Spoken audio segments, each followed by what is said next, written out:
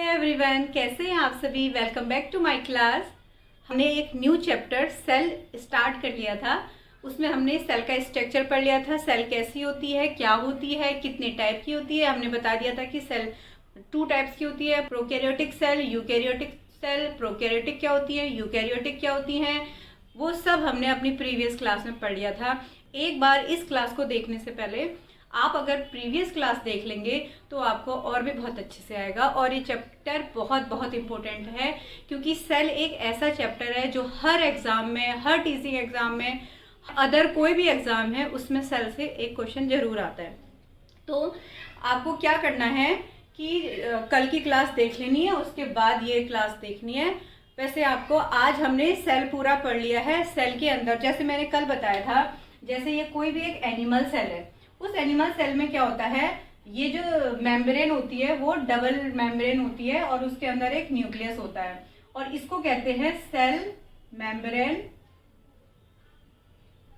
ये न्यूक्लियस है तो ये क्या हो जाएगा, न्यूक्लियर मेम्ब्रेन। और ये क्या हो जाएगा, न्यूक्लियस। इसके अंदर एक होता है न्यूक्लियोलस।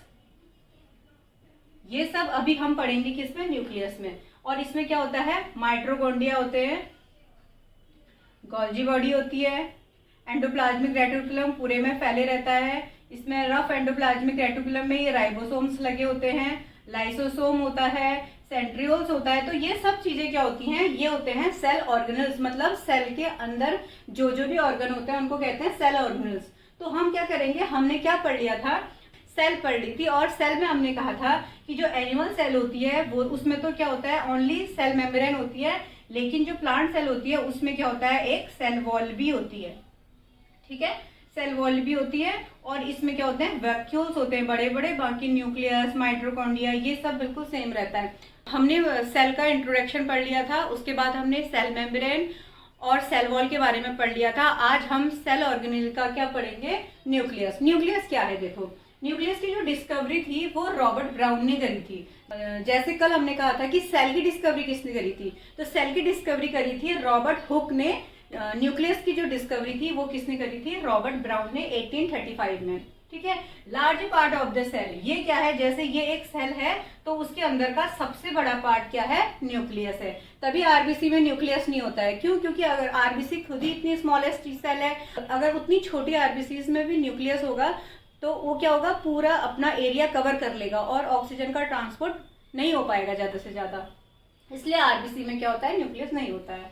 और क्या होता है, ये जो भी न्यूक्लियस होता है ना, ये यूकैरियोटिक सेल्स में होता है। मैंने कल यूकैरियोटिक और प्रोकैरियोटिक दोनों सेल्स के बारे में बता दिया था कि जो प्रोकैरियोटिक है, प्रो मीन्स प्रिमिटिव और कैरियोटिक मतलब होता है न्यूक्लियस, जिसमें न्यूक्लियस अब्सेंट होता है या तो इमेच्योर होता है, ना के बराबर होता है। और जो यूकैरियोटिक होता है ना, ये जो यूकैरियोटिक होते हैं वो क्या होते हैं, एक कंप्लीट वेल डेवलप्ड न्यूक्लियस उसमें होता है।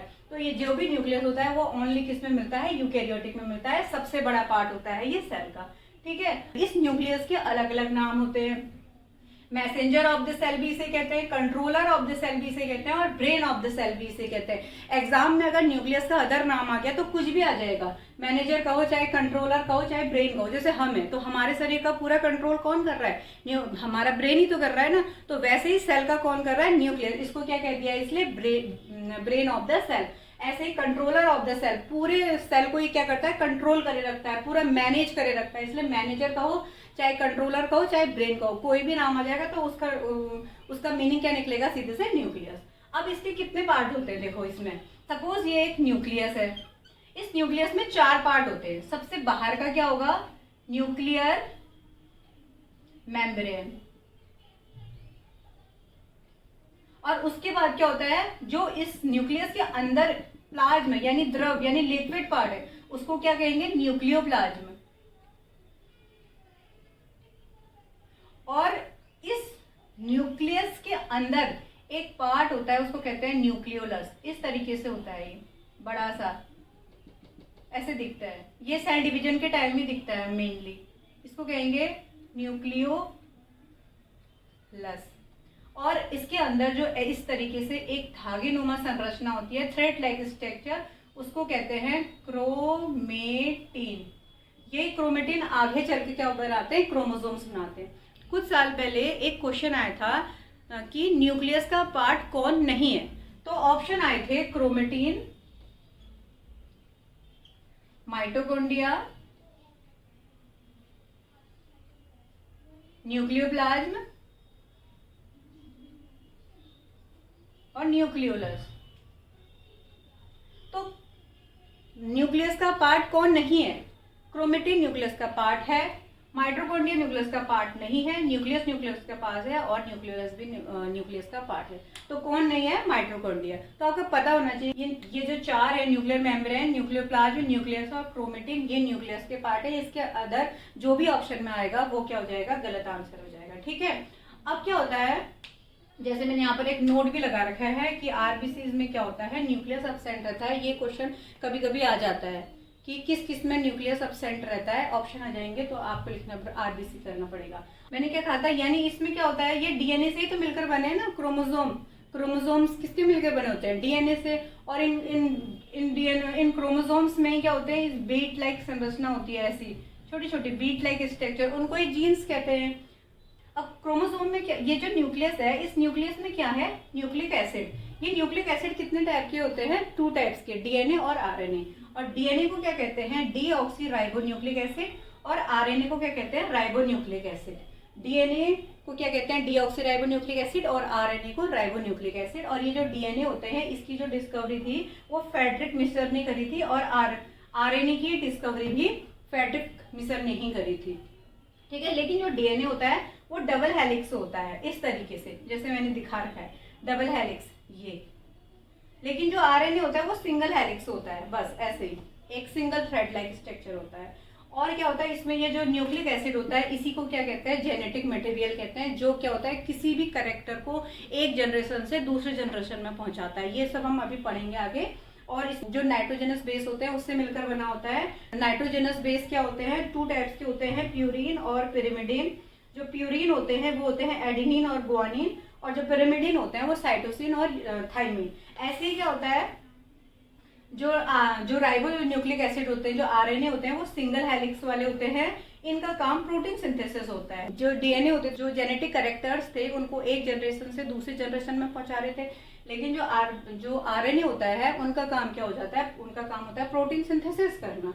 और जो इसमें भी जो नाइट्रोजनस बेस होते हैं सेम होते हैं, लेकिन एडिनिन, गुआनिन और साइटोसिन तो सेम होते हैं, लेकिन जो यहाँ पर थाइमिन होता है उसकी जगह आरएनए में यूरेसिल हो जाता है। ठीक है। एडिनिन, गुआनिन, साइटोसिन, थाइमिन तो किस में होता है? डीएनए में। और एडिनिन, गुआनिन, साइटोसिन और यूरेसिल किस में हो जाता है? राइबोसोम में। और जब हम डीएनए की बात करेंगे तो हमेशा जो एक एडिनिन है हमेशा थाइमिन से जुड़ता है, इस डबल बॉन्ड से। और इस डबल बॉन्ड को क्या कहते हैं? Hydrogen bond. ये एग्जाम में आ जाता है। एडिनिन और जो थाइमिन होता है उसको कौन सा बॉन्ड जोड़े रखता है? तो उसको कौन सा बॉन्ड जोड़े रखता है? Hydrogen bond. और कितने बॉन्ड? 2 बॉन्ड से। ऐसे जो गुआनिन और साइटोसिन है उसमें कितने बॉन्ड होते हैं? 3 बॉन्ड्स होते हैं। और ये भी कौन से होते हैं? Hydrogen bond. लेकिन जो आरएनए के केस होता है ना, उसमें जो मैंने बताया था कि थाइमिन की जगह क्या हो जाता है? यूरेसिल। तो एडिनिन किससे जुड़ जाएगा? यूरेसिल से, डबल बॉन्ड से। और जो गुआनिन होगा वो साइटोसिन से, ट्रिपल बॉन्ड से। ये भी एग्जाम में क्वेश्चन आ जाता है। ठीक है।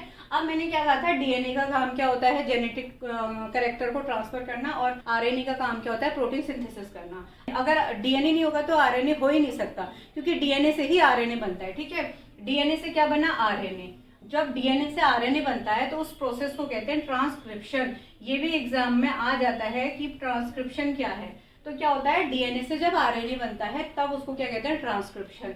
एमआरएनए इसलिए लिखा है मैंने क्योंकि आरएनए भी 3 टाइप के होते हैं, एमआरएनए, आरआरएनए और टीआरएनए। एमआरएनए मतलब होता है मैसेंजर आरएनए, आरआरएनए मतलब होता है राइबोज आरएनए और टीआरएनए मतलब होता है ट्रांसफर आरएनए। ये हम बस, हमें इसमें ज्यादा पढ़ने की जरूरत नहीं है क्योंकि सीटेट में बस इतना ही पूछते हैं। मैंने एमआरएनए इसलिए लिख दिया है क्योंकि डीएनए से एमआरएनए ही बनता है, क्योंकि ये मैसेज पहुंचाता है, इसलिए मैसेंजर आरएनए कहते हैं। बस आप इतना याद रखना कि आरएनए बनता है और कौन सा आ जाएगा तो एमआरएनए। और जब आरएनए से फिर प्रोटीन बनता है, मैंने कहा था अभी आरएनए का काम क्या होता है? प्रोटीन सिंथेसिस का। तो आरएनए से जब प्रोटीन बनता है तो उसको कहते हैं ट्रांसलेशन। तो ये 2 टर्म्स याद रखना, जब डीएनए से आरएनए बनता है तो उसको ट्रांसक्रिप्शन कहेंगे, और जब आरएनए से प्रोटीन बनता है तो वो क्या हो जाता है? ट्रांसलेशन। ठीक है। ये अब हमने डीएनए का स्ट्रक्चर पढ़ना है। डीएनए के स्ट्रक्चर में भी कभी कभी कुछ ऐसे क्वेश्चन आ जाते हैं, बहुत ही मतलब छोटे छोटे क्वेश्चन आ जाते हैं। जैसे डीएनए का मैंने बताया था अभी, डीएनए एक डबल हेलिक्स मॉडल है, ठीक है। इसको ये वॉटसन और क्रिक ने दिया था, ठीक है। ये भी याद रख लेना कि डीएनए का क्या किसने दिया था, वॉटसन एंड क्रिक ने। इसको कहते हैं डीएनए का डबल हेलिक्स मॉडल भी कहते हैं, वॉटसन और क्रिक ने दिया था। इसमें जैसे मैंने अभी बताया था कि एडेसिन और थायमिन ऐसे जुड़े रहते हैं, तो ये देखो ये जो डबल हेलिक्स है, एक हेलिक्स में एडेनिन होगा और दूसरे हेलिक्स में क्या होगा, थायमिन होगा। ये डबल बॉन्ड से ऐसे जुड़े रहेंगे, और जो साइटोसिन है ना ग्वानिन से, ऐसे सब जुड़े रहते हैं। जो इसका एक बैंड है वो कितना होता है, 34 एंगस्ट्रम। और ये जो एक नाइट्रोजनस बेस का पेयर और दूसरा जो नाइट्रोजनस बेस का पेयर है, उनके बीच का डिस्टेंस क्या होता है, 3.4 एंगस्ट्रम। और जो दो हेलिक्स होते हैं अलग अलग, ये वन हेलिक्स सेकंड हेलिक्स, दो हेलिक्स के बीच की जो डायमीटर होता है उसको कितना कहते हैं, 20 एंगस्ट्रम।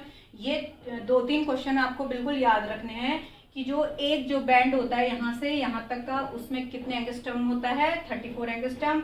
एक जो नाइट्रोजनस बेस होता है और दूसरे नाइट्रोजनस बेस के जो बीच का डिस्टेंस होता है वो कितना होता है, 3.4 एंगस्ट्रम। और दो हेलिक्स के बीच का जो डायमीटर होता है वो कितना होता है, 20 एंगस्ट्रम। ये याद रखना।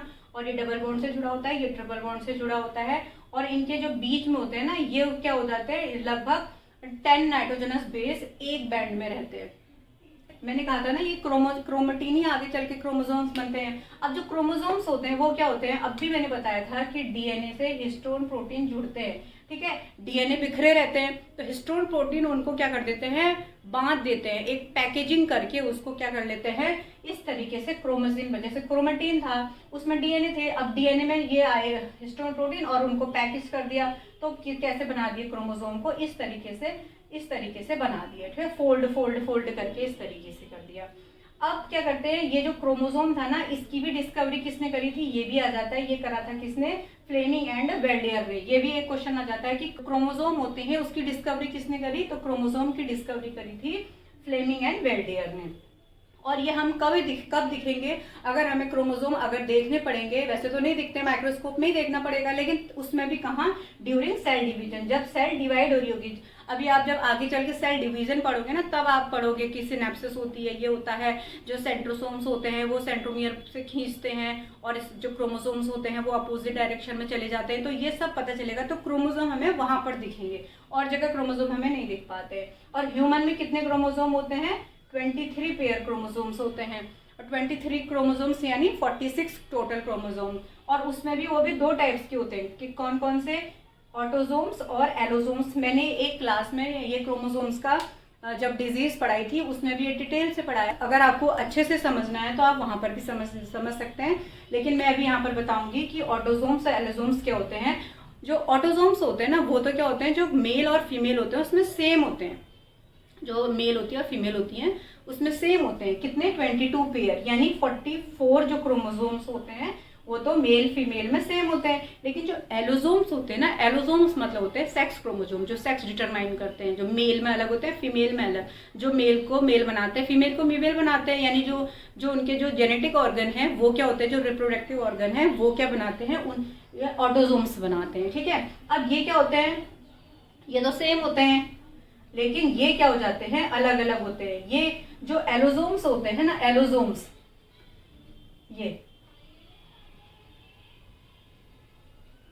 ये क्या होते हैं, जो फीमेल होती है, फीमेल में तो क्या होगी, जो एक्स और एक्स से डिनोट करते हैं, और क्या होते हैं, जो मेल होते हैं उसमें होते हैं एक्स वाई, ठीक है। तो टोटल हमारे क्या बन गए, देखो, जैसे जो 44 तो दोनों में थी, 44 क्रोमोसोम्स तो दोनों में होते हैं, ये जो ऑटोसोम्स होते हैं। लेकिन अगर यहाँ पर एक्स हो गई, जो एक ऑटोसोम, ये था ऑटोसोम्स, ये हो गया एलोसोम्स।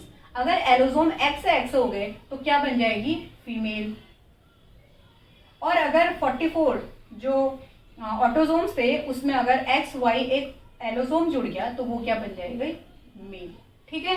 तो ये जो एक्स और वाई क्रोमोसोम्स होते हैं ना, ये एक्स वाई, ये मेल डिसाइड करते हैं। अगर 44 तो सब में सेम होते हैं, लेकिन अगर एक्स एक्स आ गया तो वो फीमेल बन जाएगी और एक्स वाई आएगा तो मेल बन जाएगा। ये आज हमने किसके बारे में पढ़ा, न्यूक्लियस पढ़ा। न्यूक्लियस में भी न्यूक्लियस की जो डिस्कवरी थी वो रॉबर्ट ब्राउन ने करी थी 1835 में। सबसे बड़ा पार्ट होता है न्यूक्लियस का, ओनली यूकैरियोटिक सेल्स में ही मिलता है। मैनेजर ऑफ द सेल कहते हैं, कंट्रोलर ऑफ द सेल कहते हैं, ब्रेन ऑफ द सेल कहते हैं, क्योंकि यही क्या करता है, पूरी सेल को कंट्रोल करता है। क्योंकि यही क्या करता है, सेल डिवीजन करता है, न्यूक्लियस डिवाइड होते हैं, फिर एक सेल से 2 सेल बनती है, तो सारा काम किसका है, न्यूक्लियस का ही है। और इसमें डीएनए भी है। डीएनए क्या करता है, एक जनरेशन से दूसरे जनरेशन में जो कैरेक्टर्स होते हैं वो ट्रांसफर करता है। और क्या होता है, इसमें जो न्यूक्लियस के अंदर जो न्यूक्लिक एसिड होता है वो, उसमें 2 तरीके के न्यूक्लिक एसिड होते हैं, एक डीएनए और एक आरएनए। आरएनए जो होता है डीऑक्सी राइबोन्यूक्लिक एसिड होता है, आरएनए राइबोन्यूक्लिक एसिड होता है। जो इनकी खोज होती है फेडरिक मिस्टर ने करी थी, आरएनए की भी फेडरिक मिस्टर ने करी थी। और जो डीएनए होता है वो डबल हेलिक्स होता है, लेकिन जो आरएनए होता है वो ओनली सिंगल हेलिक्स होता है। और जो जेनेटिक मटेरियल होता है इसमें किसमें, न्यूक्लिक एसिड में, जो न्यूक्लिक एसिड को ही तो जेनेटिक मटेरियल कहते हैं ना, जो ट्रांसफर करता है जेनेटिक कैरेक्टर को। लेकिन जो राइबोस न्यूक्लिक एसिड यानी आरएनए होता है उसका काम ओनली प्रोटीन सिंथेसिस का होता है, वो प्रोटीन बनाता है, ठीक है। और इसमें नाइट्रोजनस जो बेस होते हैं 2 टाइप्स के होते हैं, प्यूरिन और पिरिमिडिन। प्यूरिन एडेनिन और ग्वानिन, और थाइमिन क्या होता है, साइटोसिन और थाइमिन। जो प्यूरिन होते हैं वो एडेनिन और ग्वानिन, और जो थाइमिन होते हैं वो साइटोसिन और थाइमिन। और ऐसे ही क्या होते हैं, जब हम आरएनए की बात में करेंगे, एडेनिन, ग्वानिन और साइटोसिन तो सेम होता है, लेकिन उसमें थाइमिन की जगह एक यूरेसिल आ जाता है।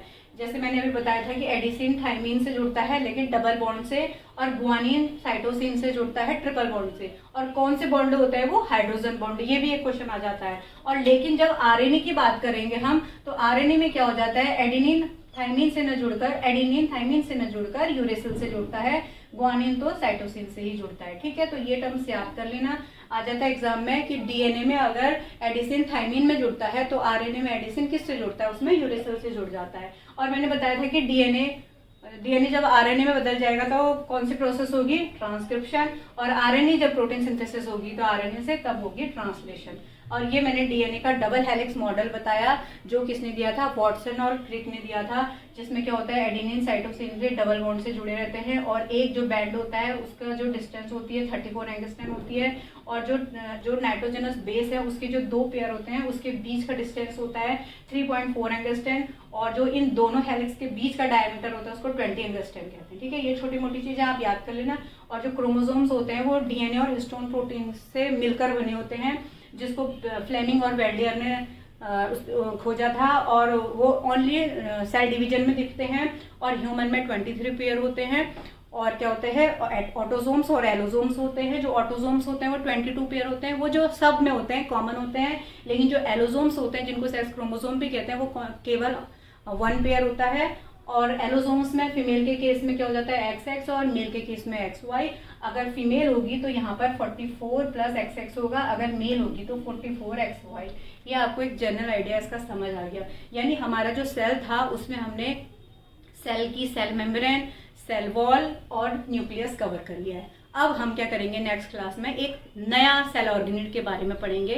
तो कैसी लगी आपको क्लास, और ये क्लास अच्छी लगी तो एक लाइक कर देना, चैनल को सब्सक्राइब कर देना, क्योंकि मेरी वीडियो आप तक इजीली पहुंच जाएं। और मेहनत करते रहना, पढ़ते रहना। मिलते हैं नेक्स्ट क्लास में। Till then bye.